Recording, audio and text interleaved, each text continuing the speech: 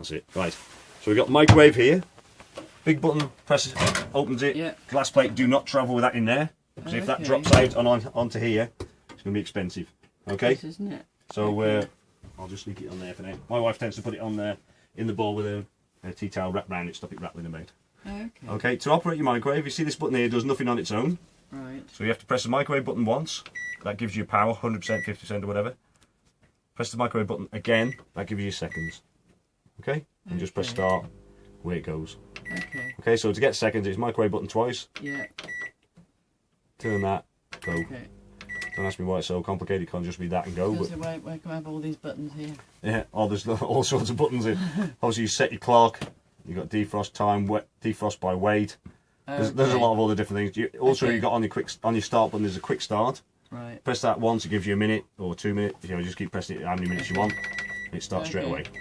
Okay. All right. Yeah. Yeah. Inside here, you know, it must be in that one then. This one's the racks. Yeah. And, yeah. So that's your solar panel regulator. Okay, it's on the roof. You don't need to switch it on. You don't need to switch it on and off. Okay, it's totally automatic. So it detects when your battery starts to voltage starts to drop. It will automatically start. The top light is green at the moment. It can be red. If it's red, it's given the full 14.5 volts it can give. If it's green, it's obviously the battery's in better condition, giving 12.5, 13. Bottom light green flashing. That means that it is charging. There will be occasions where the lights will go out. One, obviously it's dark, because obviously solar panels don't work very well on the moon. If it's obviously you've got your 240 connected and that's charging, obviously it's less need for the solar panel on the top, so it will shut the light off. If the battery is quite low, it will also shut them lights off to save that much electric, obviously to give all the power to your battery. Okay. Okay. So that's plates. What's that for? Cups. Cups. Oh, just drop them in. Yeah. Yeah. The handle will be sticking out. This. Okay. Through there. Okay. Cups or mugs. Yeah. Mugs, cups, whatever you. Yeah. Okay. Whatever you fancy. Right. All right. Happy with that bit? Yeah. Right. Inside your wardrobe, it's something to do with your heating, which is your expansion tank. So this is the fluid that's circulating. Can't even say the word. Circulating around your van. This is the expansion tank. Obviously, you can see the level. There is a minimum and maximum mark, which is difficult to see. Obviously, the minimum near the bottom. Make sure it's around about a finger's width above the minimum mark before you start when it's cold. As it warms up, it'll expand obviously into that tank. This is the central heating. This is a central heating. Yeah. Okay. I don't understand that at all. Yeah.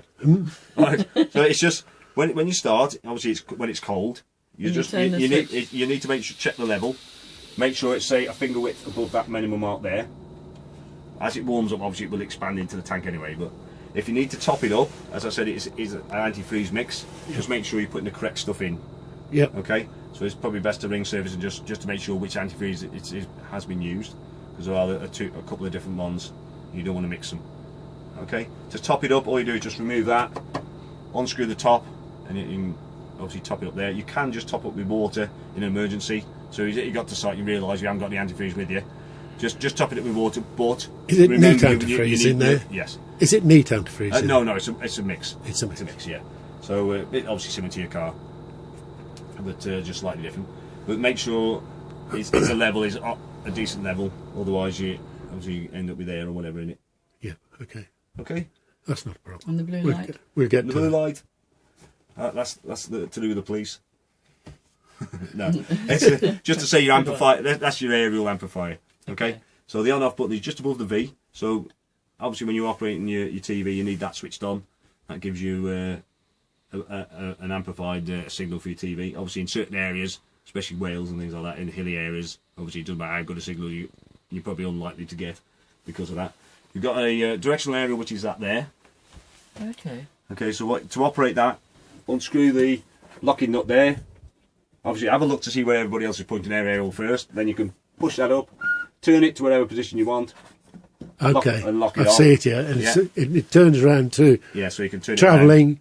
Travelling, you turn it back and pull it down. There isn't a little info note there to say which way it is. Okay. Okay. It's also got, you can actually change the top of the aerial from horizontal to vertical. Oh, right. By this handle here. If you can see that there, it's got a. That's the up and down. So you see the window, that little window there. Yeah. It does tell you here. So horizontal, obviously H, horizontal. What you can do if you want to change it to vertical, again, having a look, see where everybody else has got theirs. Normally in hilly areas, it tends to be that way up. Okay, and all you do is just wind this handle here. Oh, right. Okay, Oh, okay. Right. Okay. and that will change the angle. And then make sure that's facing the front when you travel. And So it's as the off. wind doesn't, so as it, yeah, and Yeah. it goes down on flat, does it, more or less? More or less. More or less. It probably sits above. Yeah, that's right. Above that, about that much. Okay, I must remember that then. Okay, yeah. Yeah. Remember to bring the aerial down if you have got it. Remember to bring the You, air. Yeah. you don't want to be yeah. dragging trees home with you. No. All right. Okay. Right. Okay, next. Once you've got your storage underneath your bed, under here is your step. Okay. Your step is there. Yep. Underneath that one, which I didn't show you, is the cable, your winder handle, and your wheel nut wrench is under that one. Under that one there. Yeah. Okay, so obviously you get access Would to you keep those in the locker at the front Yeah, or I not? would, yeah. Personally myself, yeah. Normally that's one of the things you need first is your cable. It's not worth drill. traipsing in here. Yeah, Yeah. you cable your drill. But I tend to carry my Acrol. So The what? my Acrol, which is the water container, Yeah. and the waste container. I've got a cover bag for them, so I just put them just inside the door because that's the first thing. When you get there, you drag them out and obviously you set them up on the outside. So Yeah. I have them. You can either or put them in your boot of your car, whichever's easier for yourself. Got the bloody dog in there. Yeah, you got the dog in there, so yeah. Can't put them in, well, unless the dog likes to sit with them, but it depends how big your dog is, doesn't it, I suppose. There's a cage. Great day. That's a Great Dane, is it? No, it isn't. Oh, no, no. It's a bloody Scotty. Oh, Scotty. It's only a Oh, lot that's of not too bad. Scotty. Yeah. It's up to you where you put them, obviously, but they're the things you're going to need when you first get here, so you don't want to be buried right in the back of the caravan, Yeah. being able to find it. And because of thinking about all that, you've just got to wait the balance and all this sort Yeah, of thing. that's Keep it. that in your mind. Yeah, the Acrol, the Wastemaster, quite like it, because without, obviously, you wouldn't travel with water in them, but they're fairly light anyway, so you can put them anywhere in the back. Yeah, if you yeah, want that's to. right. Fair enough. Okay. Okay, your bathroom, your light switch is just Come here, underneath Margie. Okay. Okay, your light switch is there. Okay. Your toilet. In you go. You see this is electric flush, so obviously 12-volt systems again. Press that. If you hear that noise, that normally means that you've run out of water for your flush tank. Okay, so you hear that? There's nothing coming out. That is the indicator when your waste tank is full. You remember that little float that was in the Yeah. waste tank? That will indicate there. That will light up when your waste tank's full. Right. But what you can see normally, because you've got some toilet chemicals there. Just pop them in here. That way. So your wastegate, if you look down there, is closed at the moment. Right, you can see the Yeah. it's a bit tight going down it. Right, there's a little grey handle there. You just Yes. move it side to side, and that will open it. So that's waste tank is open now. Okay, so obviously open That it. goes into the tank now. Yeah, that will drop But straight in you the tank. close it when you finish, is that Yeah, right? so what you do, obviously open it, obviously do what you need to do, flush it, then close it again. So obviously if you want to take the waste tank out to empty it, make sure it's in that position closed. Okay? Yeah. Yeah, and obviously the other thing is... Because when you push it this way, it automatically connects Yeah, in. yes. But when you go the other way, you've got to make sure it's closed there. Yeah, that's it, yeah. So if as long as it was closed when you took it out, it should be okay to put it straight back Put in. it in. Yeah, that's right. Okay? And Okay. obviously when you go to empty it, make sure anybody else who's in the van knows that you're going to empty it, because otherwise you'll end up with a little present and back in the bottom of the locker if you don't... Do you hear that? Yeah, it's Yeah, so just be but I mean, careful of there'll only be us. Yeah, that's it. It's just you'll probably be aware, but you never know. But Okay. I mean, these are the sort of things that can catch out. Aren't they? Oh yeah, they are. Yeah, There's too they many can. of They us, can be. yeah. They can be. Yeah. So your shower. Some of them aren't too big. Yeah. Most people tend to use on-site facilities. I tend to use mine just as a place to put the laundry basket or something like that. But obviously you can use a shower. Obviously you mix a tap. This little button here, if you see that, what that does is obviously you've got a limited amount of water in that Acrol, which is about Yes. 40 litres. Yeah. If you're using a shower, if you're in there for hours, it's not going to last hours. No. So what you can do is, obviously wash so much, switch that off, but then switch it back on again, When you- wash that down. So, Okay. so what you've got to be careful with that is for winter. So make sure that is open for winter. It's probably worth taking the shower head off. Yeah, without putting water in, I'm not sure which one's open and which one's shut. But if you've left it closed and there's water in there, Yep. water obviously expands and obviously Yeah. being When plastic. does that come off then? Yeah, well, it just. So you got that there.